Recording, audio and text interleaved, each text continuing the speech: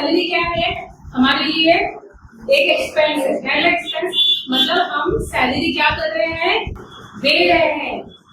ठीक है, यहाँ एक बात याद रखनी है कि हमें सैलरी मिल नहीं रही है, because we are the businessman, we are paying the salary to others.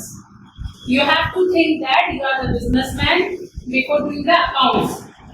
ठीक है, तो आप क्या कर रहे हो? What you think? You are giving the salary to others, so expenditure हुआ ये। ठीक है, तो कहाँ पे आएगा ये? एक्सपेंडिचर के अंडर में आएगा सैलरी अकाउंट। नेक्स्ट पढ़ो, बैंक लोन कहाँ जाएगा? लायबिलिटीज। कहाँ पर लायबिलिटीज? ये रहा। ठीक है, नेक्स्ट मोटर कार क्या है अपने लिए? एसेट्स है मोटर कार। अब ये कार तो नहीं बोलते, जनरली हम अकाउंट से मोटर कार लिखते हैं। ठीक है, पहले गाड़ी को मोटर कार ही बोलते थे ना सब लोग, बाद में कार बढ़ाने लगा। पहले मोटर गाड़ी से जा रहे हैं, मोटर कार से जा रहे हैं, स्कूटर मोटर स्कूटर से जा रहे हैं, ऐसे तो बोलते थे। ठीक है, तो मोटर कार, तो मोटर कार क्या है आपके लिए? असेट्स है। Next rent payable. देखो रेंट पे वो एक्सपेंस है, और रेंट पेबल मतलब हमें रेंट देने का है, हमने नहीं दिया है, हमें देने का है। तो रेंट पेबल हमारे लिए क्या हो गया? लायबिलिटी हो गई। ठीक है, rent payable. Next bad debts. Bad debts क्या हो गया हमारे लिए? एक्सपेंडिचर। बैड डेब्ट मतलब क्या होता है? बताया मैंने आपको। जो पैसे डूब गए हैं। ठीक है, तो डेब्टर जो रहते हैं, जो हमसे माल उधारी भी लेके जाते हैं, बहुत बार क्या होता है कि वो हमें पैसे नहीं दे पाते, तो वो पैसे जो पैसे नहीं दे पाए हैं, उन डूबे हुए पैसे को हम क्या बोलते हैं? बैड डेब्ट।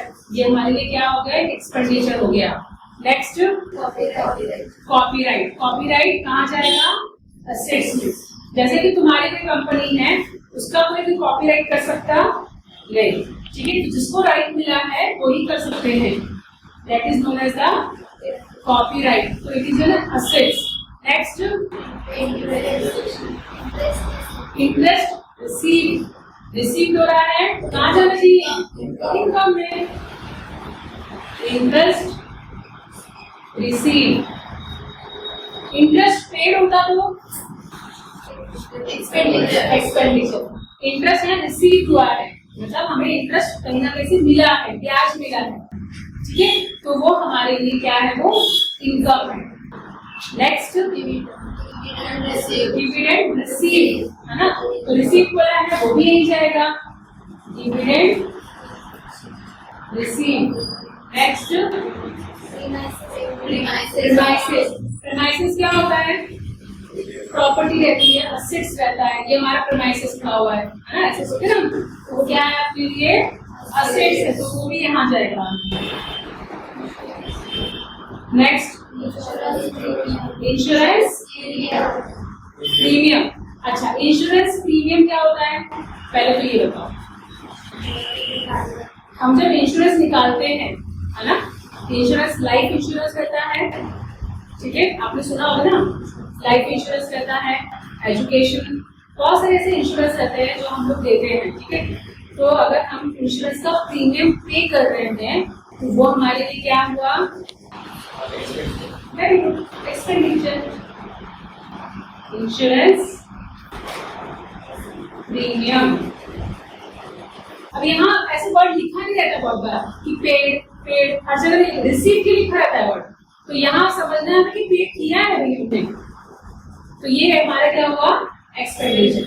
आप बिजनेसमैन हो, बिजनेसमैन के हिसाब से सोचना है, ये हमारा असेट्स है, ये हमारा लायबिलिटी है, ये हमारी इनकम है, ये हमारा एक्सपेंडिचर है, उस पॉइंट ऑफ व्यू सोचना है। अगर आप ये सोचने में जाओगे यार सैलरी कोई मुझे तो मिल रही है, तो तुम उसमें इनकम में डाल दोगे। यहाँ आपको सोचना है, you are the businessman, you are giving the salaries to others, उस पॉइंट ऑफ व्यू सोचना है, यू आर द बिजनेसमैन। अब आप बिजनेसमैन क्या किसी का काम करता है क्या? जॉब करता है क्या? वो तो बल्कि लोगों को जॉब पे रखता है, सही है ना, वो लोगों को जॉब पे रखता है ना, तो उस पॉइंट ऑफ व्यू से आपको सोचना है। ठीक है, नेक्स्ट क्या है? Audit fees. ऑडिट फीस क्या होना चाहिए बताओ? पहले तो बताओ ऑडिट क्या होता है, ऑडिट फीस क्या होता है?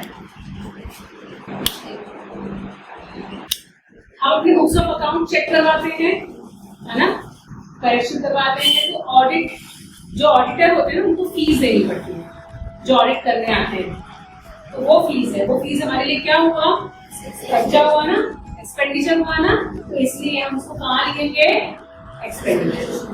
समझ में आ रहा है सबको? नेक्स्ट हो गया, चलो।